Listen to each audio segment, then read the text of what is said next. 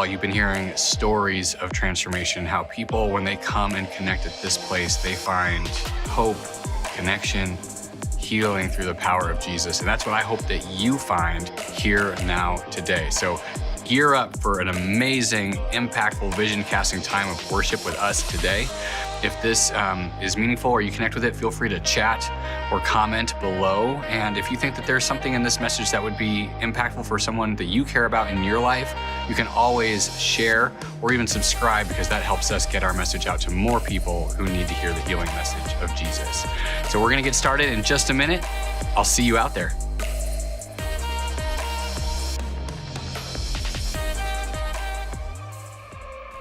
Well, hey, good morning, church. Morning. That was not a test. It's morning, and it's a good morning, yeah? Much cooler than yesterday, that's for sure. We want to welcome you to Pathfinder. My name's Dion. And I'm Doug. And we are so glad you're here with us as we continue in our series called Return, Rebuild, Reimagine. And it's more than a series. It really is a framework for the next 2 years of our life together here at Pathfinder. So whether this is your home or whether you're checking us out for the first time, this is a great weekend for you to be here with us. It sure is, and we are just so glad that you are here. It's a privilege to worship God with you together in this place. And those of you that are joining us online, again, good to see you, and I'm so glad that you're with us today. If you're a guest who wants to get more connected, you can always text HELLO to 43506, and that lets us know how we can help you in your own faith journey. Or if you just want to know what's going on at our church any given week, text Pathfinder to that same number, and you'll get the Pathfinder guide for the week.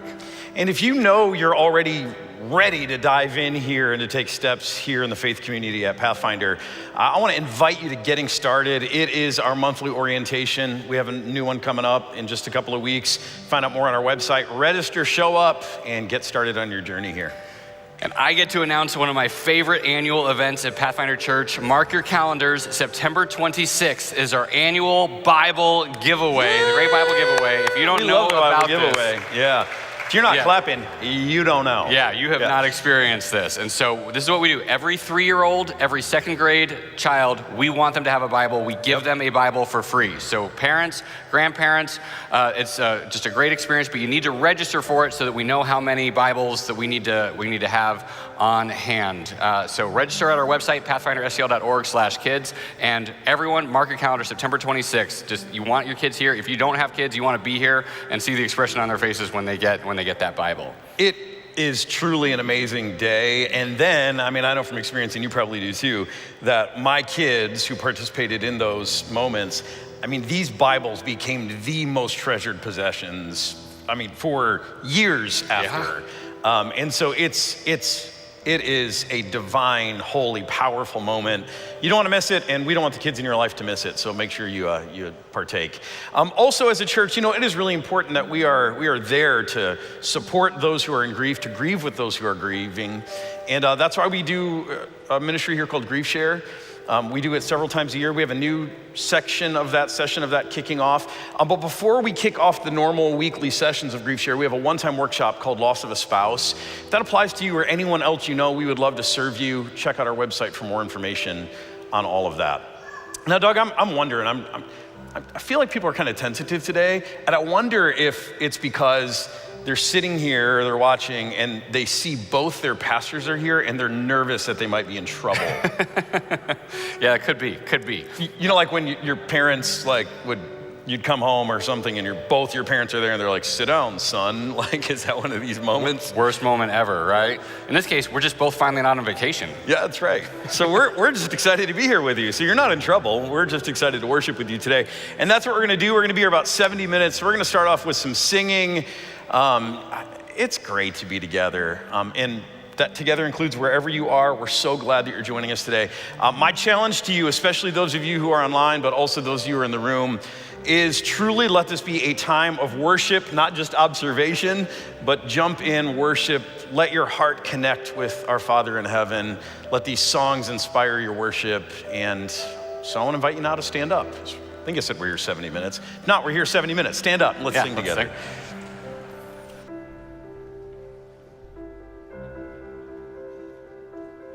Well, hey church, good morning. How we doing? Good morning. That's a better response than last night, so credit to you guys.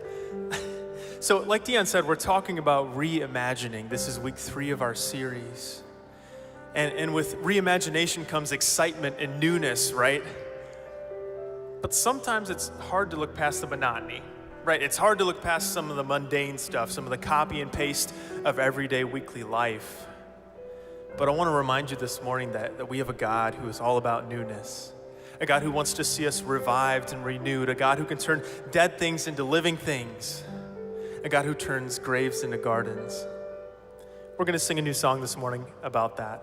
So I want to teach you, first of all, the chorus to this song. So I'll sing it first, and I want you to sing after me here. Ready?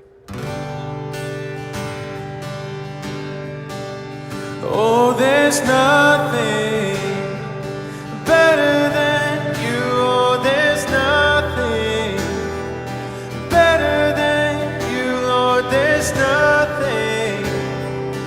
Nothing is better than you. All right, your turn. Ready? Here we go. Ready? Oh, there's nothing better than you, Lord. There's nothing better than you, Lord. There's nothing. Nothing is better than you. All right, not too bad, not too bad. So the next part we're going to sing is all about that transformation, right? Turning mourning to dancing, turning beauty from ashes. So I want you to sing this part with me. Here we go. You turn mourning to dancing. You give beauty for ashes. You turn shame into glory. You're the only one who can. All right, your turn. Here we go. You turn mourning to dancing.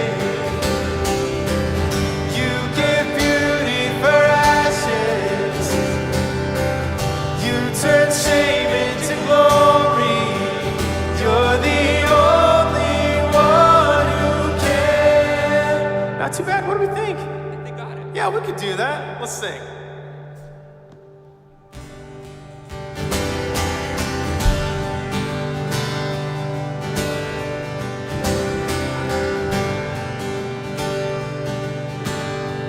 I searched the world, it couldn't fill me. A man's empty praise treasures the faith are never enough. Then you came along and put me back together, and every desire is now satisfied here in your love. Here we go, here's our part, ready? Oh, there's nothing better than you. Oh, there's nothing better than you. Oh, there's nothing. Nothing is better than you. All right, church.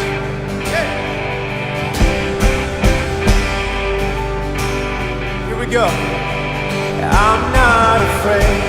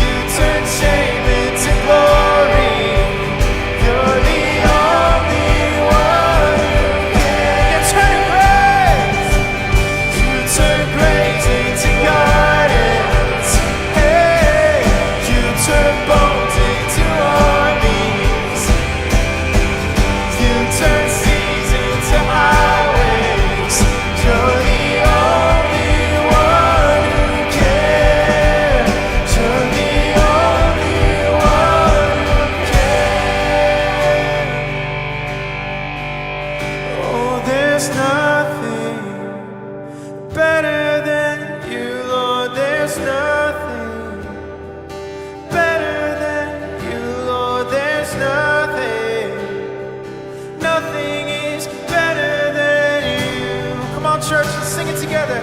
Oh, there's nothing better than you. Oh, there's nothing better than you. Oh, there's nothing. Nothing is better than you. You turn grace. You turn grace into gardens. You turn bones into armies. You turn seas into highways. You're the only one who can. You turn grace into gardens. Hey, you turn bones into armies. Hey, you turn seas into highways.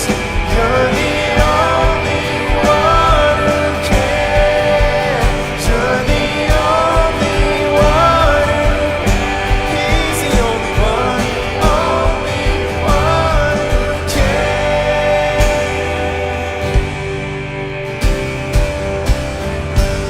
Amen.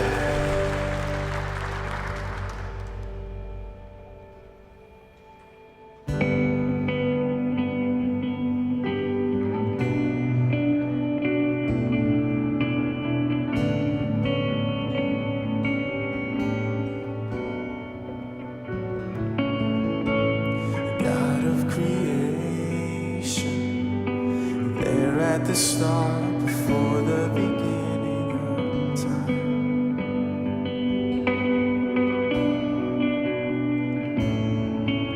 With no point of reference, you spoke in the dark and fleshed out the wonder of light.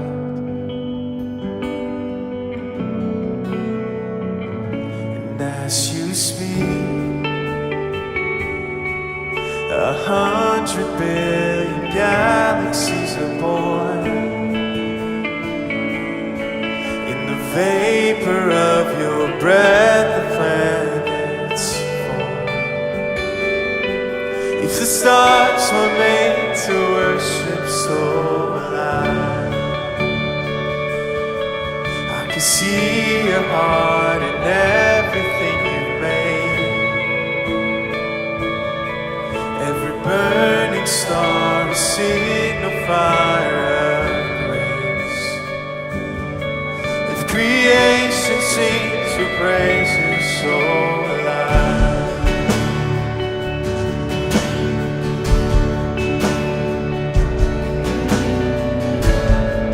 So will I. God of your promise, you don't speak in vain, your syllable empty your voice.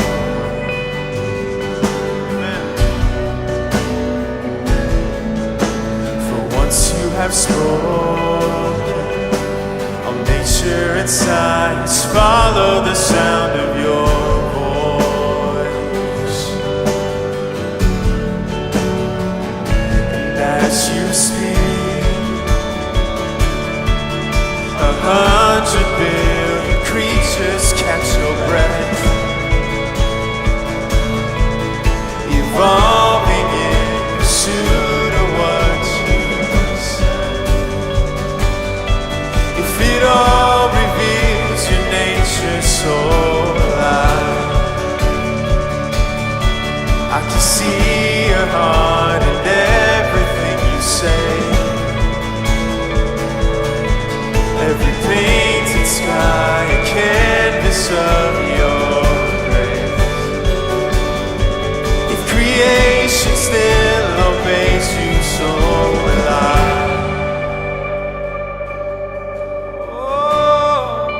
Oh, so will I.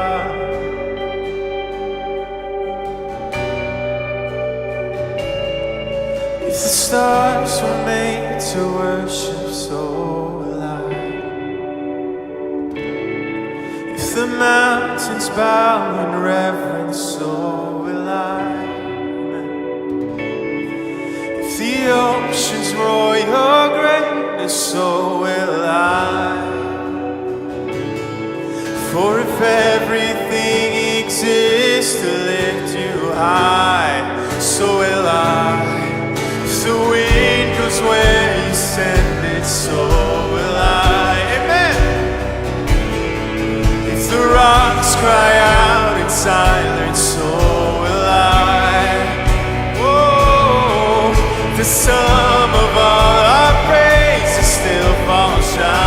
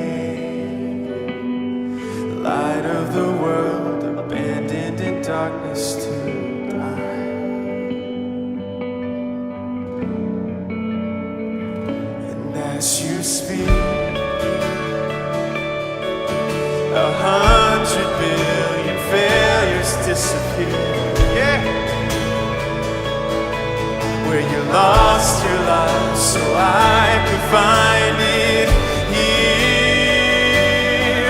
If you left the grave behind you, so will I. I can see your heart in everything you've done. Every part designed in a work of art. Gladly chose surrender, so will I. I can see your heart in a billion different ways. Oh, every precious one, a child you died to save. If you gave your life to love them, so will I. Like you would again 100 billion times. But what measure could amount to your desire? You're the one who never leaves the one behind.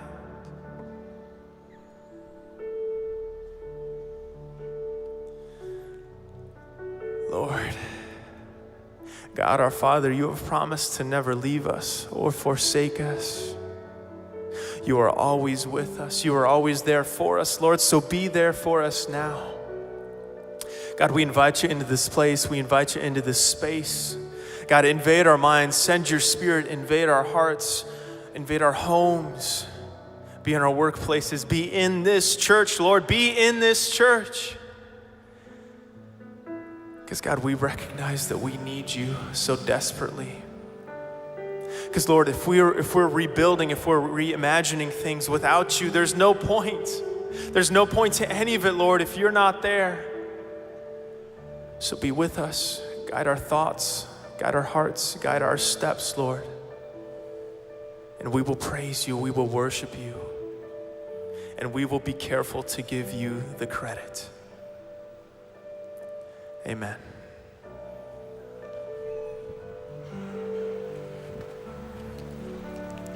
You can go ahead and have a seat.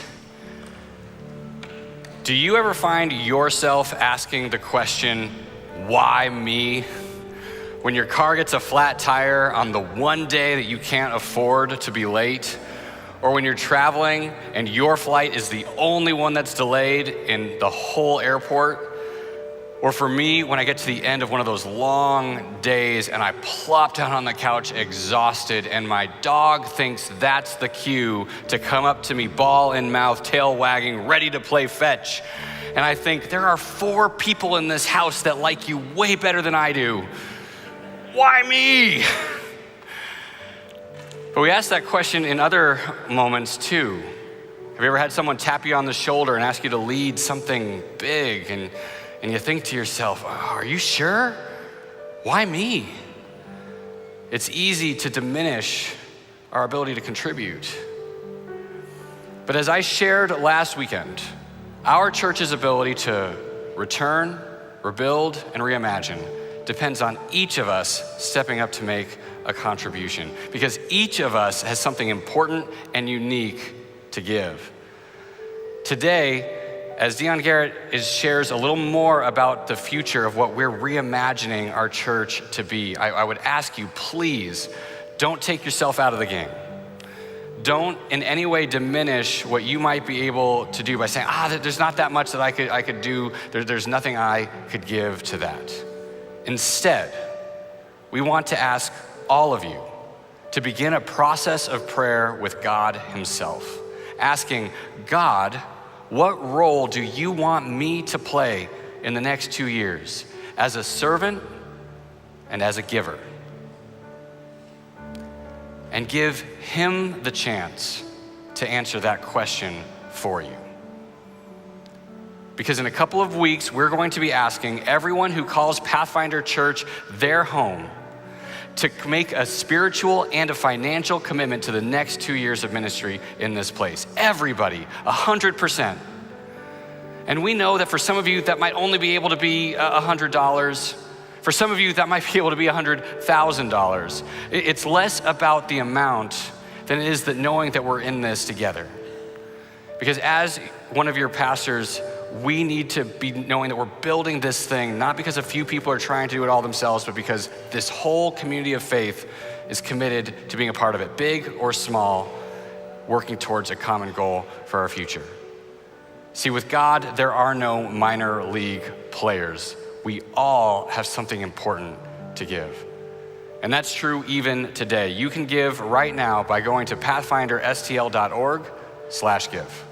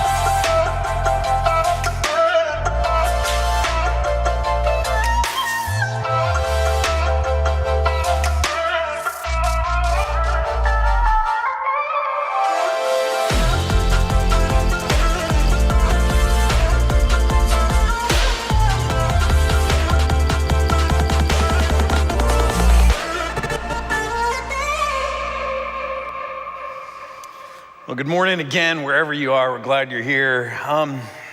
When you look at this picture, what do you see? Some of you who are locals, you might know exactly what this is, but just more generically speaking, what do you see when you see a sight or an image like this? Do you see yet another sign of urban decay? Do you see a den for all kinds of illegal activity? Do you see a once prosperous, thriving complex that is now left abandoned? What do you see? Now again, for those of you who are locals here from St. Louis area, you might recognize what this building is. This is the old Century Electric Foundry Complex. The building was originally constructed in 1929, and it was designed to be a foundry creating generator and electric motor castings for the whole brand new industry at that time of household kitchen appliances, right? It was a brand new industry, and this played a very significant role in that. Again, 1929, Century Electric ran that all the way through 1972, at which time they closed it. Another company took over, it handed off a few times. Most recently, it was in the possession of a company called Federal Mogul. They made automobile brake parts there up until 2007. And then in 2007, they shuttered the foundry. It looks like it does today. And for me, I came to St. Louis again, moved back here just shortly after this. And this sits right by, those of you who know this, it sits right by Interstate 64, or again, those of you who are local, Highway 40, right? It sits right by the interstate when you're heading out of town, when you're going to Illinois. And so when I would drive back to Michigan to see family, we'd pass this place, and I always thought, what an eyesore. Just so ugly, right there by the interstate. And yet, a few years ago, somebody came along and they looked at this and they did not see one more example of urban decay, urban blight. They didn't see a has-been. Instead, they looked at this site and they saw a blank canvas right next to IKEA, just south of St. Louis University, great interstate access.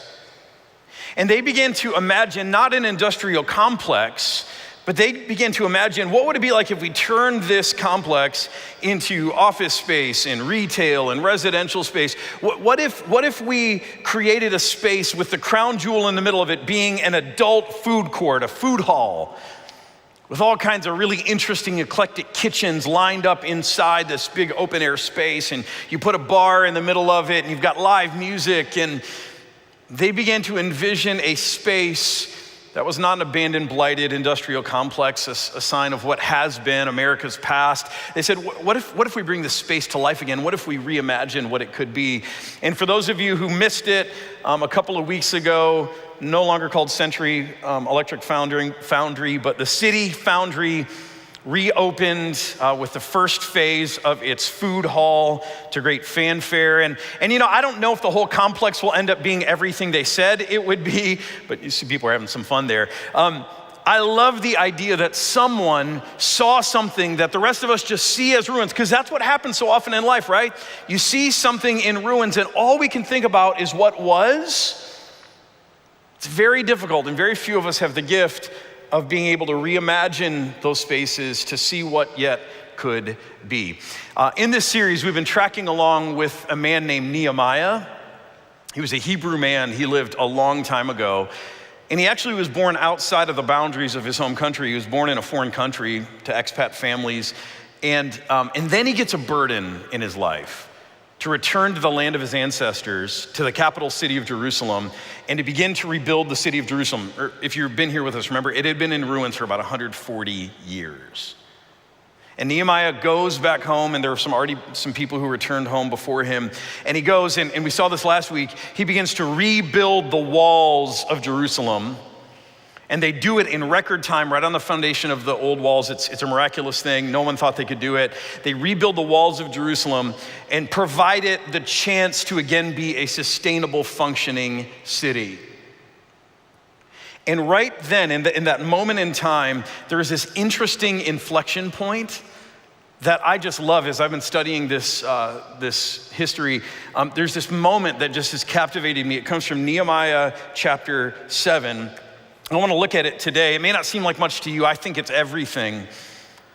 Here's how it goes. This, again, is Nehemiah's autobiography. So he's the one speaking. He said, after the wall had been rebuilt, and I had set the doors in place, kind of like, the capstone, the final finishing touch, the gatekeepers, the musicians, and the Levites were appointed.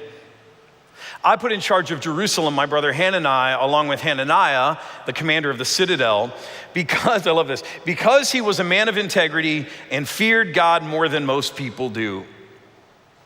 How's that for your tombstone someday?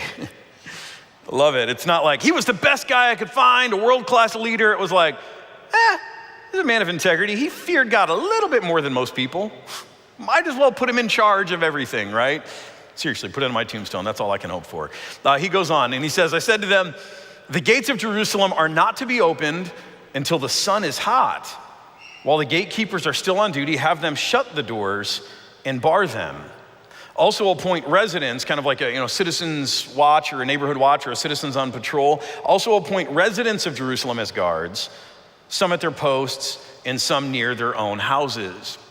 Now, notice this, the wall has been rebuilt. And so Jerusalem has some safety from the outside. But what we see here is that this is still not a very good neighborhood to live in. It's not a safe place. And so Nehemiah even instructs those who are being put in charge. He says, you know what? We're not even going to open the gates until the sun is hot, until we absolutely have to. Normally, you'd open up the gates at first light because it gets hot in these cities. It's all this stone and there's not ventilation and it gets smelly. And so you want to let the fresh air come in when the sun is up. And he says, no, we're going to wait until we absolutely have to the last possible moment when it's just too hot to bear. Then we're going to open the gates because it's not very safe to be open to what's going on outside. This is not a safe neighborhood.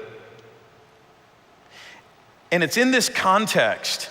The walls are there, they have some sort of security, it's not really a safe place. It's in this context where Nehemiah shared these words, and I think these are such intriguing words.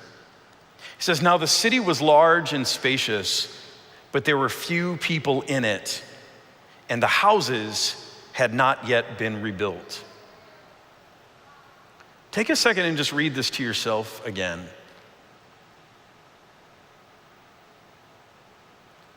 And as you do, I want you to be honest with yourself. How do you read these words? How do they land for you? Now, the city was large and spacious, but there were few people in it, and the houses had not yet been rebuilt. Do you look at these words and you think, man, what a tragedy. Gosh, think about what Jerusalem had been. It was a thriving city, it was a powerful city, and now look, they've got walls, but no one's living there. There are no houses there. It's literally a shell of what it once was. It's got walls, but nothing's going on inside. Do these words land for you in your soul in a place of sorrow, of loss, of tragedy, thinking about everything that once was, that is no more? Do they make you think back to the good old days? How do these words land for you? Do you hear them as tragedy? Or when you read these words, now the city was large and spacious, but there were few people in it, and the houses had not yet been rebuilt. Do you hear that as opportunity? A blank slate on which, a blank canvas on which to create. I want to move away from urban planning for a minute, and I want to ask you, what about those moments in life when you're staring at some blankness, some emptiness, the ruins of what once was? Maybe it's the first day of retirement, especially if it's a forced retirement, or maybe it's not retirement, but it's just job loss. You were laid off, you were let go, and you're looking at your first day jobless. How do you see that blank space where something once was, there was once activity and purpose that filled those moments? Well, how do you see that? Is it loss? Is it tragedy? Is it opportunity? Or when you send your last kid off to college and you're an empty nester, or you send your last kid off to kindergarten and suddenly the house feels different. How do you see the empty space in your life? Or when you lose someone, I know over the last year and a half, there are a lot of people who have lost loved ones. And not just lost them in an ultimate sense. I mean, maybe you lost your best friend because they moved away. When you lose someone in your life, I mean, that is a painful vacancy in your soul, isn't it? But as you look at that empty space, how do you see it? Do you see it as tragedy? Can you only remember what was? Do you lament what was lost? Or can you begin to see the possibilities of what could be? Now, don't get me wrong, when you lose something, when something has been lost, it's right to take a moment, to take time to grieve it. We talked about this a year ago in our series, My Reemergence. Some of you want to go back and revisit that series, it would be helpful to you. It's almost a year ago today. We talked about this, and we talked about how you can't cut your losses in life. You know that phrase, just cut your losses, move on. And you can't cut your losses. You have to grieve them. You have to feel before you can heal. We talked about all this stuff a year ago. It's right to take a moment to grieve what was lost. It's right to take a moment, back in Nehemiah's day, to look around Jerusalem and go, gosh, how did we get here? Look at all that we've lost. This is not what it once was. It's okay to do that. But also in that empty space, can you begin to see the opportunity, the possibilities? Can you see not just the empty space as a reminder of all that's been lost, but can you see it as wide open possibility, potential of what yet could be? Now, the city was large and spacious, but there were a few people in it, and the houses had not yet been rebuilt. How do those words land for you? And it's an important question because throughout life we will face moments like this again and again. I mean, this is the story of life. It is receiving, it is building, it is things being torn down, it is losing, and we go through this cycle over and over again in life. And it's so important that we have a perspective that's wider than what I think is common to most of us. In fact, this is so common that it's not just common to us mere mortals. This is an experience that is common, even an experience that God himself has even experienced. God our Father has experienced this moment in his life. Jesus shares this actually in Luke chapter 14. He tells this story of the Father, God himself, facing this moment where he's looking at this empty space and trying to decide how he feels about it. Jesus told this parable. It says, Jesus replied, a certain man was preparing a great banquet. By the way, whenever Jesus tells a parable and he talks about a man, he talks about a king, he talks about a master, he's talking about God himself. Okay, so that's a little bit decoding parables 101. Whenever Jesus tells a parable and he says a certain man was doing something, he's talking about his Father. He's telling us about God himself. So he says a certain man was preparing a great banquet and invited many guests. At the time of the banquet, he sent his servants to tell those who had been invited, come, for everything is now ready. How many of you have ever thrown a big party in your life? Come on, I know where I live. We love to party here in West St. Louis County. Wherever you are, come on, you've done this, a graduation party, a wedding, something, a retirement party. You've thrown a big party before, right? I'm not gonna let you off the hook. Raise your hand if you've ever thrown a big party. I'm up here working, you can work a little bit, all right? You can raise your hand. All right, so you know how much work it is to throw a big party. It's a lot of work, a lot of planning. And you also know that moment right before the party is ready to go live, you're kind of looking around, you're like, okay, do we have everything? Do we have everything set? Is everything right? Do we remember everything? Do we forget everything? You're going through the checklist, you're making sure there's nothing left in the oven or the microwave or the refrigerator. You're like, do we have it all set out? Have you remembered everything? And then if you're like me, if you've ever thrown a big party, after you do all the checklist stuff, there is this moment that comes where all of a sudden you think, again, maybe this isn't you, but this is me, where you think, okay, looks like we're ready. And then you think, I wonder if people are actually gonna show up. Anyone else? Some of you are way more confident or popular than I am. I'm always worried about this. I'm like, what if I do all this work and no one shows up, or half the people show up and it's lame and everyone's looking around like, nice party, Dion, right?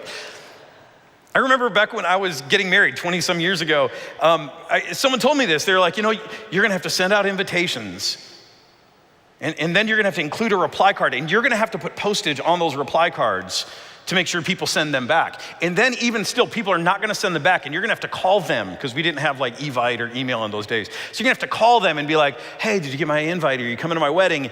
And then you're gonna mark down the whole list, and you're gonna make seating charts, and you're gonna figure out where everyone's gonna sit, and you're gonna be, like trying to figure out how to shuffle people around, and you're gonna figure this whole thing out.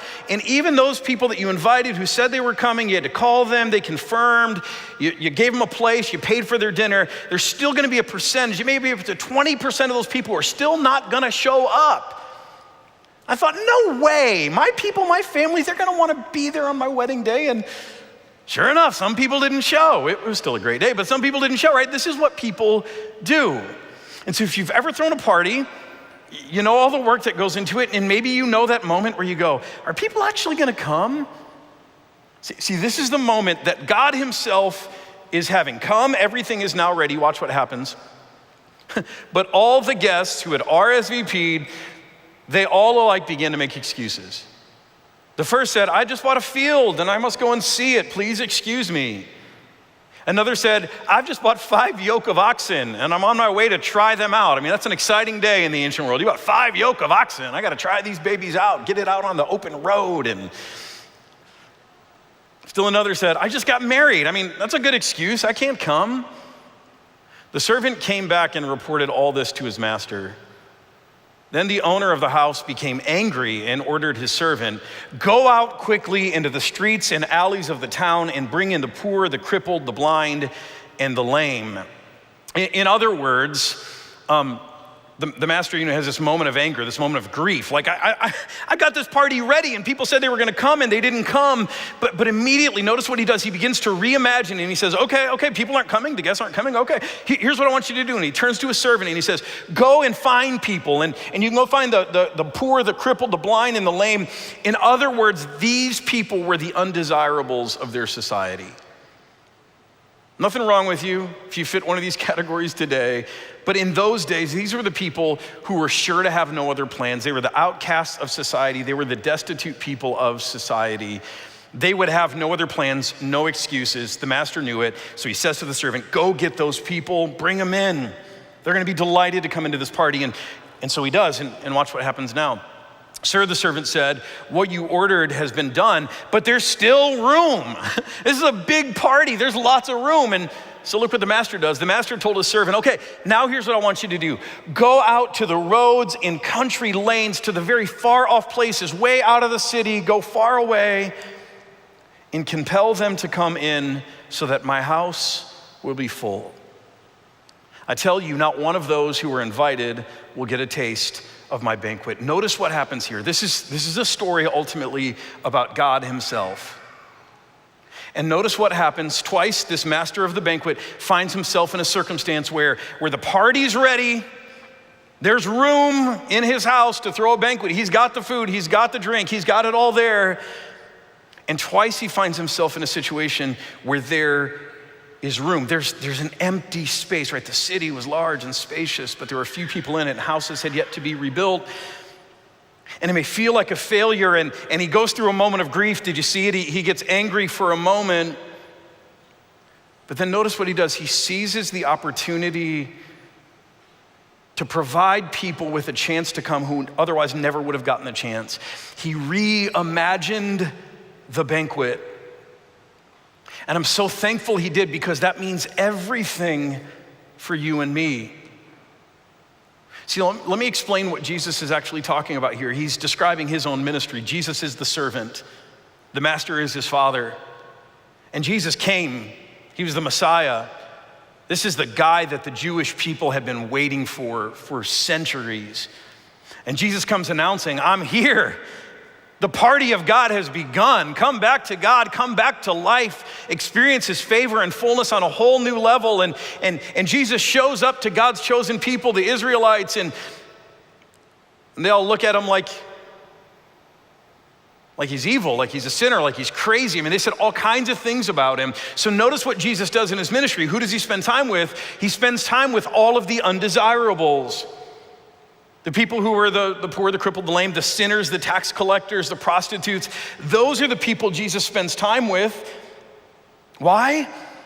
Because the Father had created a moment to celebrate and favor his people, and he wasn't gonna let a bunch of stubborn people who refused to come to the party stop him, so he invites these other people in, and that's who Jesus spent most of his time with. But then notice there's this other movement. Even still, there's room. And so what does the servant do? He goes far out of Israel, far out of Jerusalem, far out of Israel, off to far off places, distant countries, and compels people to come. See, what Jesus is explaining is how people like you and me, at least most of us, got here. I don't know about you, but according to Ancestry DNA, I'm about 3/8 German, about a quarter Swedish, about a quarter like Scotch, Irish, British from the island there. I'm about an 1/8 unknown, some other stuff. In other words, I'm kind of a mutt. And there is no, as far as I can tell, no Hebrew, no Jewish in me. That's not my lineage. But notice what Jesus is describing here. The Father, he has a banquet. He is a God who longs to bless people. He wants to invite people into abundance, into relationship, into life like you could never dream of. And there's room for far more than we can imagine. And so that's why Jesus goes to the undesirables and he invites them to come. And then he goes to the Gentiles, people like us, most of us at least, and he invites us to come. See, I'm so thankful that in this moment when the Father himself saw this empty space, he didn't just grieve, he didn't just get angry and put judgment on those other people. I'm so thankful that he began to reimagine the banquet, because that means everything for you and me. See, that's what makes this family, this faith, so different from every other faith.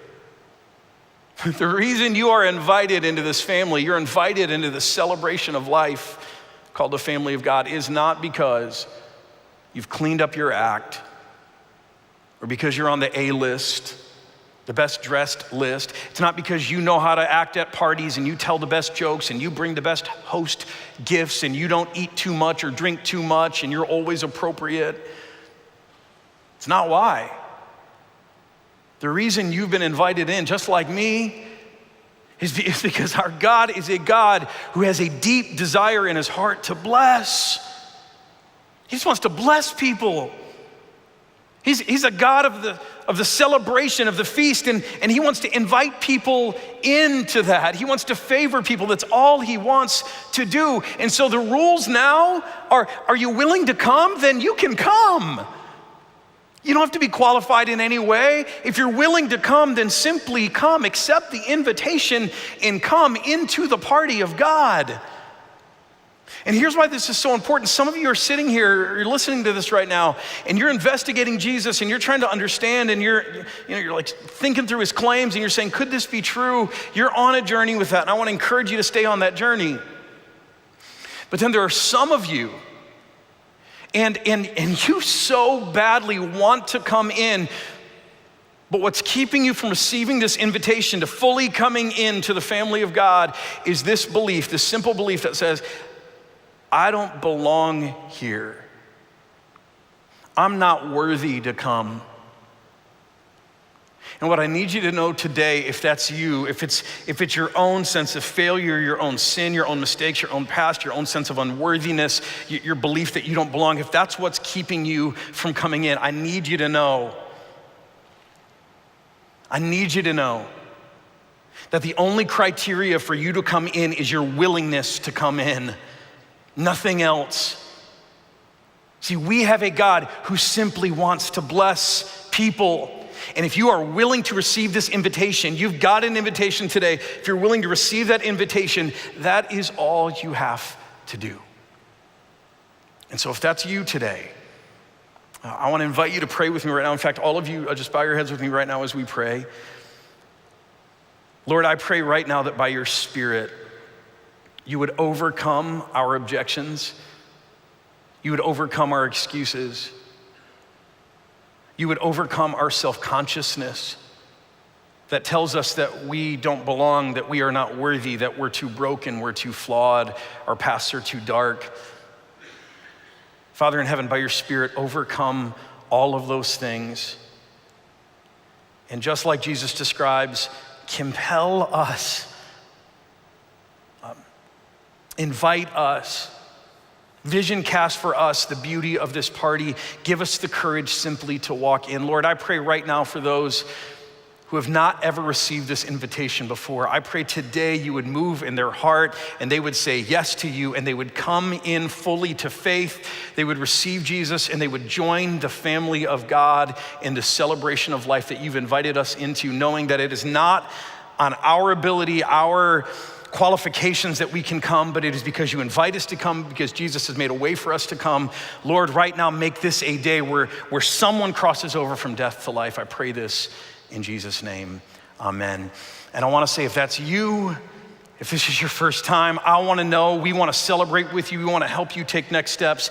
Make sure you talk to somebody about it today, or you text us today. You'll have an opportunity to do that later. Let us know that today is the day that you heard the invitation and you finally stopped resisting and you came in. See, here's the thing. Our Father in heaven has this moment that we all experience in life where he sees those empty spaces, but he does not simply grieve them. He begins to reimagine. He sees opportunity. Are you willing to do the same? For me, we're not empty nesters yet, but you know this, that my daughter, my oldest daughter, we just sent her off to college, and that's been hard. I've wanted to be a dad since I was a middle schooler. It is my life's vision. I don't know what my life will be like, honestly, without kids in my house. I've never envisioned my life that far. And so to send off a kid, I'm excited. That's what the whole deal's for, right? Launching her into the world, but there's some real empty space in our house and in my life right now, and yet I'm trying to take a cue from God himself and simply reimagine and say, okay, there's some loss here, and I'm gonna grieve that loss, but what does it look like now that the Garrett house has a little more room? What does it look like now that the Garrett family is a family of 4? How might we look different? My friends Tim and Diane Essela, some of you know their names, they're a part of the family here. They found themselves a bunch of years ago in a situation where they were facing retirement earlier than they thought, not by their choice. And suddenly with that empty space, this was not their plan, they began to do some reimagining, and because they were willing to reimagine and open themselves up to the blank canvas of the rest of their lives, God created a new story for them. Now they spend half their lives in Cambodia, a place they never thought they'd go, serving kids and families, 100 kids regularly, helping them with nutrition and health care, education, and introducing them to Jesus. And the other half of the year they spend back here in the States with their kids and their grandkids. Their life looks completely different because they saw the blank space as an opportunity. Even in grief, we see this, don't we? That people lose someone and they decide that blank space may be time to travel, it may be time to get physically fit, to invest in new relationships, to volunteer. I could go on. I'm just saying the empty spaces you see in your life, they may either be reminders, never-ending reminders of what you've lost, or they might be blank canvases on which you can create. And I hope it's the second, because that's what we're doing here at Pathfinder. If you've been around here for a while, you know this place, although we're doing better. I mean, last week we had 111 kids back in kids ministry. That's awesome. That's the highest number we've seen since the pandemic. Yeah. Can I tell you something more? 12 of those were new families who had never registered at Pathfinder before. 12 new households that registered. That's worth celebrating. But you can look around and you can see this still looks different. The world is different. Pathfinder looks different than it did 18 months ago. There's room in this house. But over the last year, our leaders have been putting our heads together, not just lamenting that the world looks different, but trying to reimagine how we can use this as an opportunity to invite more people into the house of God, right? For the city was large and spacious, and there weren't many people in it, and houses had not yet been rebuilt, or the banquet was ready, but the house was empty. There was still room. And so what we've been doing is we've been thinking about a plan. And in this plan, a lot of it is about rebuilding. As we return first, we know we have some rebuilding to do. We want to increase outside awareness of our ministry. We saw this as we went through a name change and things a couple of years ago. Suddenly people became aware of us as a church and people found us. We want to continue that work. We've got to rebuild that to help people know as they feel safe to come back to church that there's a church waiting for them, a place of unconditional acceptance. We've got some rebuilding to do here too. We want to continue wise technology investments. About a decade ago, this church really invested in technology and cameras, the ability to live stream, new projectors. We started changing our spaces. That was over a decade ago. And a lot of that technology, especially the expensive stuff, is coming to the end of its life. And we need to keep reinvesting in it. We see the difference that it's made. For those of you in the room, for example, these projectors that create this awesome immersive experience like you saw earlier today with the visions of nature as we're singing So Will I mean, just, man, draws my heart into worship. These projectors were bought used a decade ago, and they're at the end of their life. Our tech teams have been Frankensteining these things, just like pulling a brain out of one, putting it in the other, trying to get them working, keep them working, because they're really, really expensive. Each one of these projectors, we have 4 of them, each one of them costs $55,000. They last for a decade. That's some good life, decade plus, and we take good care of them. But $55,000, that's a lot of money. These things need to be replaced. We have some switchers and encoders for live stream that need to be replaced. We've got to invest in that. We've got some rebuilding to do just to keep our ministry functioning. We've got volunteers to recruit. Another thing we're doing is we're going to steward our aging campus infrastructure. If you've been around here for a while, maybe you don't maybe you do realize, if you haven't been around here for a while, maybe you don't realize that this campus was built during a pretty condensed period of time, which means it's all coming of age around the same time. And it feels new to me still, but we got a rude awakening as air conditioning units, and I'm not even sure the air conditioning is working right today. I feel a little warm in here. Up in our offices next door, we've been closing the blinds all week because our air conditioning is not working right, and like taking shoes off and just trying to like roll up the sleeves because it's hot up there. Suddenly all of our air conditioning units are failing at once. And our board helped us realize this, and back in May, our congregation said, you know what, okay, we get it. Y'all didn't plan for all of these units failing at once because we're talking about over $1 million worth of HVAC and roof repairs that we need on these 3 buildings here. And frankly, we didn't plan for it because our focus over the last years has been investing, reaching people, paying down debt. I mean, look at how we've paid down debt over the last decade. Our high water mark over 11 million. These are kind of, add a few more zeros to them. Accounting numbers, 11 million, we're down to less than 5 million, we'll be close to 4 million. We're gonna add a little bit more debt, add a couple of years on in order to deal with this all at once. We don't have time to raise the money for it because air conditioning's dying, roofs need to be fixed. And there's a part of me, and I'm so grateful that our congregation back in May gave us the permission to take on a little bit of debt. I hate to see those numbers go in the wrong direction. Anybody else? I hate to see that. I like to see debt go down, not go back up. And there's a part of me that says, you know what? There are resources in this congregation that would enable us to do this without having to go in debt. And here's my promise, that if this congregation is more generous than what we need even to close our current operating deficit, we will put that towards these things so that we don't have to go in as much debt or in debt at all. That really is up to you and how generous you want to be. So we're gonna be reinvesting in our campus because this campus is amazing. A generation built it for us to do ministry, but we've got to keep it functioning. We've got to do some rebuilding work like the people did with Nehemiah. But I wanna explain why we need to do that. It's not just about stewardship. It's not just about keeping things nice. The why actually relates to a deeper purpose. You see, we want this campus to become, what we're talking about here, to become a whole life center for our community. See, this is where we really start to reimagine. We want to focus our ministry on the whole life of Jesus. I'll explain what that means in a second, but let me show you this. Back in March of this year, Gallup, you've heard of Gallup? They do all the polling. They published this headline: U.S. church membership falls below majority for the first time since they've been measuring it. In March of this year, Gallup discovered that 47% of Americans say they belong to a church. And when I say church, according to Gallup's definition, their definition, that includes mosques, synagogues, temples, Christian churches. In 1999, that number was over 70%. In a little over 20 years, it's fallen more than 20 points. What this means for us is that increasingly people in our community, people in America, when it comes to church, they're saying, why bother? No, thank you. Church has nothing for me. And you know what? There's a part of me, because I've been to some other churches, that feels sympathetic to that. I've been to some churches where I just go like, how is this helpful? And so what this means is, while most people are no longer looking for a weekend service to attend, here's what I've noticed. Everyone around me is obsessed with living a whole life, right? Everyone around me is looking how to live a fuller life, a richer life, a more abundant life, a more integrated life. That's what we've seen through the pandemic. People going, you know what? I mean, that job I was working and the commute and trying to raise a family, that stuff didn't work. And people are trying to go, how do I get my life integrated? How do I make my life work better? Everyone I know is looking for a whole life. And if you've been around Pathfinder for any length of time, here's what you know. We love to talk about and to present the scriptures as our guide to a whole life. This is what we believe Jesus came to do.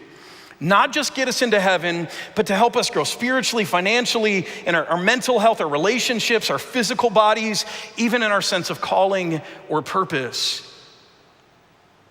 And we've been talking this way for a few years, but as we think about how the world has changed, as we think even about the campus that we have that's got plenty of room in it, we're thinking, how can we take what God gives us in the scriptures? How can we take a world that says no thank you to church attendance, but a world that's saying, help me live a whole life? And how can we begin to position ourselves as a center where people, no matter what their faith background, can come to take steps in living a whole life, where they can come to get help with the anxieties and the troubles of life, where they can come when their relationships are a mess and they can get help with their relationships, where they can come to learn about clean eating, and some of you have been through the Daniel plan and done that stuff, where they can come to learn about a sense of calling or how to live financially wise lives.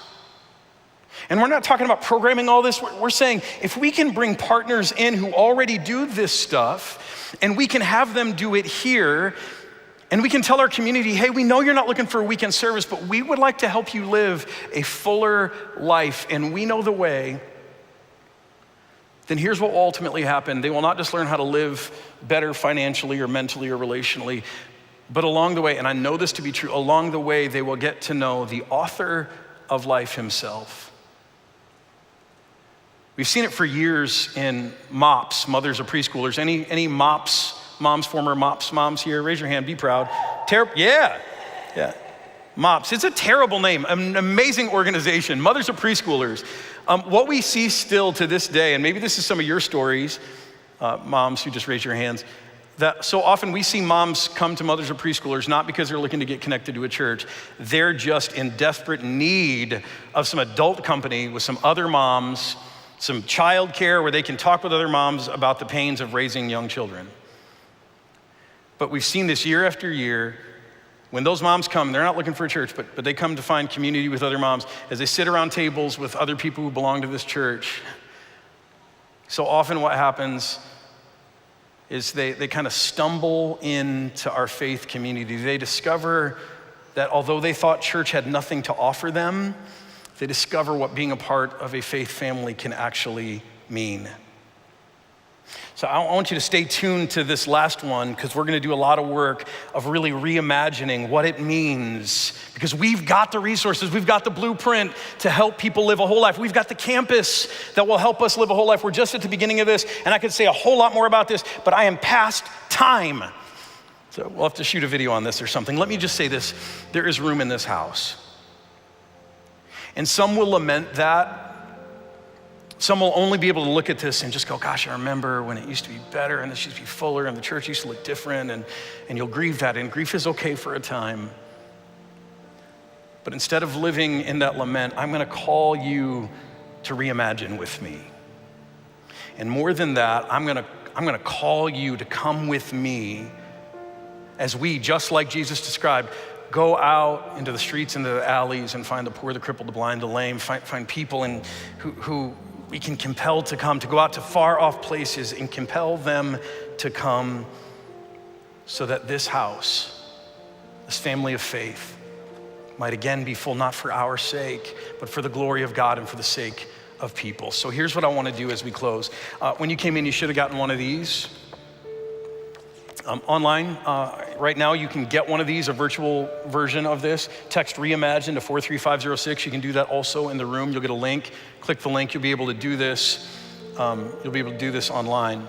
If you don't have a pen, or if you don't want to touch the pen or whatever, you can do this online. I want everyone to do this, because in order to reimagine, it's important that we first reflect.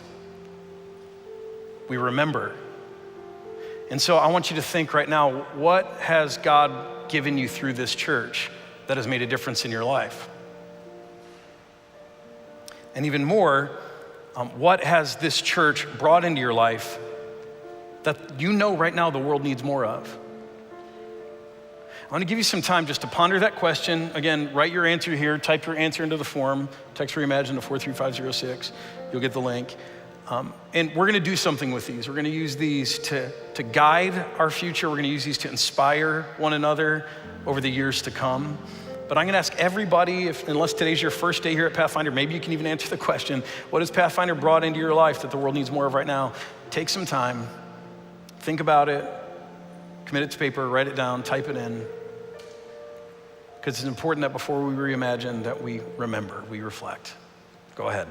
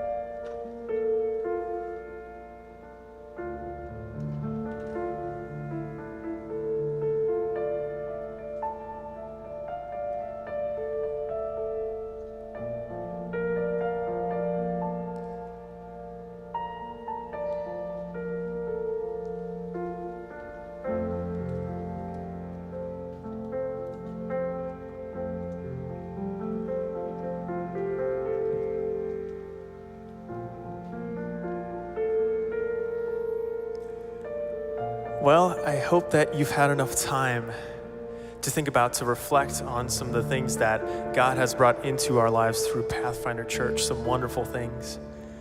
I think it's important to reflect with gratitude because, gratitude gives us perspective, right? Gives us perspective on some of the things in life. Perspective is what we're going to be singing about in our final song here. The song is called Wonder, and it's about seeing the world through gospel-colored lenses. About seeing the world as God intended it, not a broken, rundown building, but a blank canvas, right, for creation and all the wonderful things that can come out of that. So would you please stand with me? We're going to sing this together.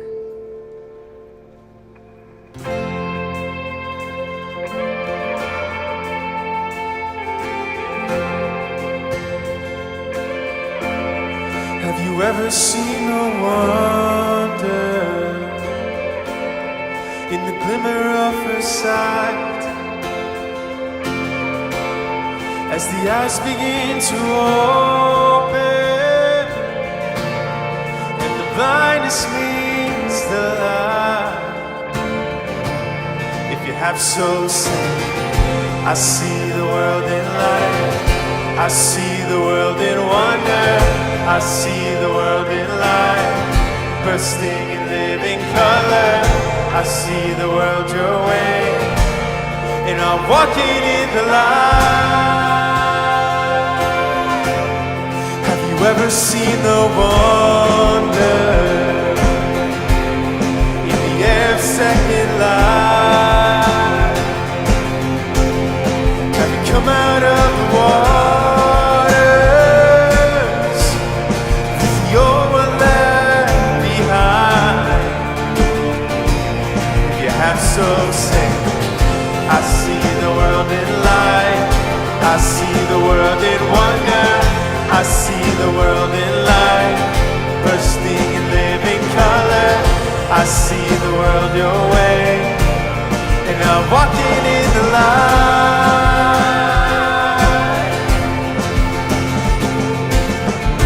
I see the world in grace, I see the world in gospel, I see the world your way, and I'm walking in the light. I'm walking in the wonder, and the wondering why. To the wilderness to wander. If you have so said, I see the world in love, I see the world in freedom, I see the Jesus way. You're the wonder in the wild.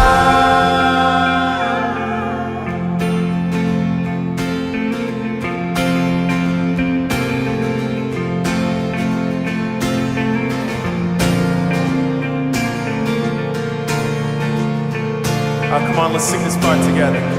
I see the world your way, I see the world your way, I'm not afraid to follow. I see the world your way, I'm not ashamed to say so. I see the Jesus way, and I'm walking in the light.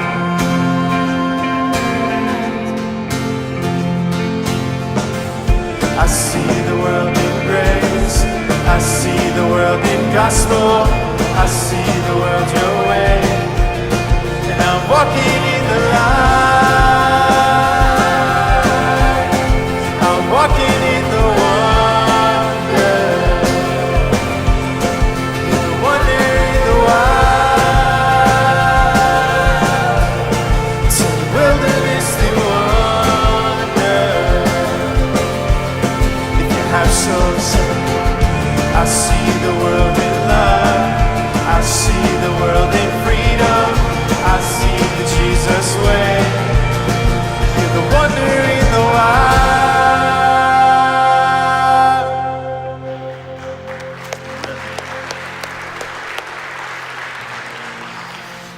Jesus gave us a prayer to pray. We love to pray it here at Pathfinder. And in it, we say, thy kingdom come, thy will be done on earth as it is in heaven. And that really is just what we sang about. Lord, let more of your ways, more of your thoughts, more of your vision, more of your reality become our own. We are the vessels of God's kingdom coming here on earth in the same way that it is in heaven. So as we pray this prayer, and especially that line, let's lift up our hearts before God together. Our Father, who art in heaven, hallowed be thy name. Thy kingdom come, thy will be done on earth as it is in heaven. Give us this day our daily bread, and forgive us our trespasses as we forgive those who trespass against us. And lead us not into temptation, but deliver us from evil. For thine is the kingdom and the power and the glory forever and ever. Amen. Hey, before you run out, just a couple of quick things I want to share with you. We are going to, as Doug Moss said, we're going to be inviting you to commit to our future in a couple of weeks. We also want to cover that weekend in prayer. So we're having a prayer vigil, sun up to sundown, the weekend of the 11th, 12th, 2 weekends from now. We'd love for you to sign up. We'd also just love for you to be in prayer generally. And we've got all kinds of prayer resources available for you at pathfinderstl.org/pray. Wherever you are, go ahead and visit that. And then next week, it's Labor Day weekend. We know it's a different kind of weekend. And before we charge ahead into our future, we're going to take a moment to pause, to reflect, to ready our hearts to respond to the grace of God. It's going to be a different kind of service next weekend. I think you're really going to love it. You're going to find it really refreshing, so make sure you don't miss it. Then finally, this card, I was able to write something down. I got done preaching, I had to put my chair away and walk, and I still got something written down. If you wrote something down today, make sure you leave that with a volunteer on the way out. We have a purpose for these. If you didn't have time to write something, take a second before you leave the sanctuary today, write it down. Before you move on with your day, go ahead and fill out that form. Again, text REIMAGINE to 43506 to get that link. These are important reflections for us as we look forward to our future. Now let me speak a blessing. The Lord bless you and keep you. The Lord make his face shine on you and be gracious unto you. The Lord look upon you with his favor and give you his peace. Amen. Now depart in peace and serve the Lord. Well, thank you so much for being with us today. I hope that you are inspired, not just for what God is doing in this place as a community, but for what God might be doing in your own life right now. If you have any questions or would like to get more connected, you can go to our website. And if you didn't know, we upload all of our messages as podcasts. You can subscribe to those, and they make for great listening on a run or working out. I find that listening to a message the second time really helps me wrestle even more deeply with the truths that God has for me in that moment. Again, you can like, share, or comment below. That helps us get the word out to others. But I just pray right now that God would bless your day and that he would show you that he is with you and that he is guiding you for the next thing he has in store for you. Have a great day.